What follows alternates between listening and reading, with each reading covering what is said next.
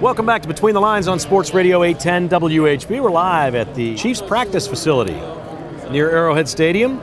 It has been quite an afternoon. We talked a little baseball earlier today. We've had Stan on talking a little football, and we just heard from Ed Werder at ESPN that the Chiefs and the Dolphins at this point have agreed to wait until after each of their first-round picks to begin talking about Brandon Albert again. So Brandon Albert is on hold.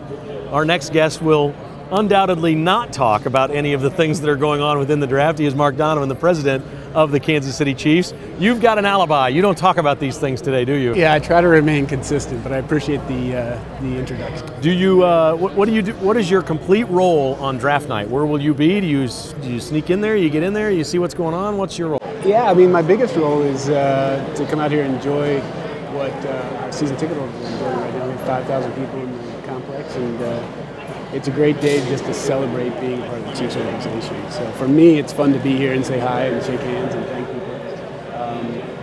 Andy and I met earlier today. John and I met about an hour and a half ago. So he's got a plan. He's ready to execute it, and we're excited about it. Okay, now you're not going to tell me, and I'm not even going to ask you. I just want to know, like, how much do you know? These are new guys. I'm just curious as to the level of confidence and cohesiveness that you guys all have as a unit, as a management team. Do you feel like you're in the loop? Does this feel good, the new regime? Oh yeah, it feels great. I think, I've said this before, in December and January, Clark Hunt was faced with some very, very difficult decisions. And I think one of the best things that happened was he just laid out a plan, was decisive in that plan. If you look at our organization, where we were in December, and then you looked at our organization where we were 4 weeks later, 3.5 weeks later in January, we had hired, obviously I'm biased, but I think the best coach available. We had hired a GM who, I'm getting to know a lot better, but I'm just a huge believer in John and what he's doing. And have that all done before certain teams had even started interviewing coaches, let alone GMs. It gives you a competitive advantage just there. And then the fact that John and Andy had worked together a long time ago in Green Bay. Andy and I worked together for 6 years in Philadelphia. Clark had a real good feel with Andy in the first interview. He had a real good feel with John in his first interview. And then structurally, making it so that Clark is really in charge. He's hearing directly from John. He's hearing directly from Andy. And he's hearing directly from me. It's a good organization. It's a good group of guys. And we're having a lot of fun. Are you involved with the payroll, the salary cap? I mean, you're the smartest business guy in the building, okay? I'm not trying to embarrass you. You're just the smartest business guy in the building. So John Dorsey comes in. We're told he's a football guy. He's a scout, okay? I don't know. I think I could maybe be a scout, but I don't think I could be a business guy. Do they lean on you with the cap, the rules, the structure? How are you are involved in the football operation somehow, correct? I think the simplest way to say it is this, that my job is to make sure that we can cash all the checks that Andy and John are writing for our players. Okay. We have a team of people who really work on the cap, work directly with John. Trip McCracken is one of the best in the business, and he is working with John every single day. And every single decision you make on the roster impacts your dollars, your cap, your availability, what you can do next. So those two have to have a really good relationship, and they do. Andy's background is he had a lot bigger role in the past with that aspect of the business. And if you talk to Andy, he would tell you that he's loving the fact that right now he can just be a coach, and he can just focus on the players. And he's got a guy that he trusts, and he knows how he works. And the dynamic between the two of them is fun to watch because they're old friends and they can give each other the business, but they're both really hard workers, and they're working in their own roles, and it really is working. I know this for a fact. You know where every dollar is. You know where every dollar is in this organization. I know that for a fact, okay? How does this look to you right now as we're heading into this draft? We've seen the cap numbers that were reported. You can't really verify those. You're a private business. You don't have to report this stuff to us, but we know what the cap is. We see the salary and things like that. It looked like the Chiefs had a lot of money to spend. You've added a lot this offseason with the acquisitions and that sort of thing. Where would you say financially the football side of this thing is right now? Is it in really good shape and there's still room for more? Yeah, I think it's in really good shape, but I think it's also, Clark has been on this air with you before and talked about the fact there's a little bit of misperception. Clark has authorized our football staff to spend what they need to spend, and we as an organization have spent from a cash perspective more than most. The reality is that you've got to balance that, and you've got to have enough to make the moves you need to make. So Obviously, moving with Alex in the offseason, we needed to make sure we could do that. We could, based on the way the deal is structured. You need to figure out what you're doing with branding. You need to go down the line. And Tripp and John and Clark and Andy are all involved in those discussions where you're figuring, okay, if we make this move, here's how it impacts us. And here are the other things we're thinking about, which if you do this, you may not be able to do that. If you do this, you're opening the door to be able to do that. And I think it's really difficult to explain it, but you got to have people who really know it and know how it works in order to maximize that. Chiefs President Mark Donovan is our guest. You've been in the NFL a long time.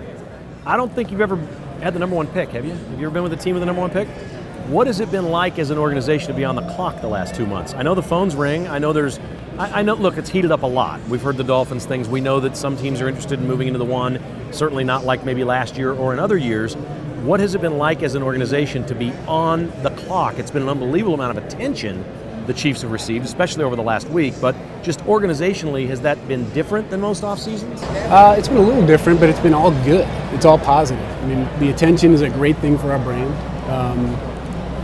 The Leon Sandcastle spot that broke, the quick story behind that is the league calls us 2 weeks before the Super Bowl and they say, hey, we have an idea we'd like to run by you. Here's what we're thinking. And from my side of the business, 110 million people across the world are going to see this spot with the Kansas City Chiefs. We're in. Yeah. Now I got to go talk to the football guys and make sure we're not putting you in a bad spot and you understand it. And with Andy and with John, they both laughed and said, "Go do what you need to do. We know it's a farce and it's a joke, and we like it. Go ahead. Let us get back to the job we need." So that kind of attention is great for our brand. It's great for our team. It's great for our fans. It puts us in places we haven't been before. The fact that so much coverage this past week has been about the Kansas City Chiefs. It's on every single website. It's leading ESPN. It's every single newscast is talking about the Kansas City Chiefs. That's great for us. Having trust in the guys who are going to make that pick is even better because we're going to get better tonight as a football team.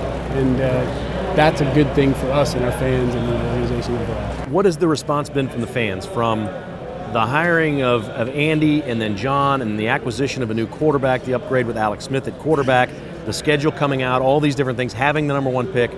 What's been the reaction to your fan base? Overwhelmingly positive. If you think about it, and I say this sometimes in our management meetings, our new ticket sales are up 100%. Our sponsorship business is up. The traffic on our website, the views on our website, the interaction with our fan base, the programs we've been able to launch are all up. It's all positive. And in the management meetings, I always remind people, we won 2 games. So you got to keep that in perspective. A ton of that is being decisive and going out and getting Andy and John. The reaction to those 2 hires was very positive. Their presence in the community, the way they've interacted with people has been inspiring. People are believers. They're on board. And you add to that this fan base, which is this fan base wants us to win more than anything else. They just want to be a part of this. They want to support us. So when you make moves like that and you have some positive momentum, it grows on itself. And that's what's really happened over the past 3 or 4 years. I think one of the most important and impressive things that you have done since you've arrived in Kansas City, and I really like this, I felt like for a long time that a lot of the ticket prices at Arrowhead, they were all really high and they were all really close together. Whether you were sitting down close to the field or up in the very corners, there wasn't much of a gap. And I know some people are outraged. They see the ticket price of a club level seat or something like that. Oh, how can it? Well, you know what? Some people out there can pay that and will pay that and want to pay that. But you've really made this to where people can get back into Arrowhead again. I could be wrong, but I think there's lower ticket prices now than 5, 6, 7 years ago. Are there not? If people want to go to Chiefs games in certain places of the stadium. I've got a nephew in his 20s. He loves the Chiefs. He's like, you know what? This works for me. I don't need to sit in the front row or in the club level. He just wants to be in here. Everybody's got a different stage in life. How have Chiefs fans received that? I think there's been a real appreciation for it. What we tried to do is scale the building correctly. We tried to make sure that when you renovate a building, you want to make sure that everybody can benefit from it. So your renovations have to be across every single level of the stadium and impact every single fan. But you have to price it that way as well. So we have a $250 season ticket. You can see every single Chiefs game for $250. And that's really resonated with our fan base.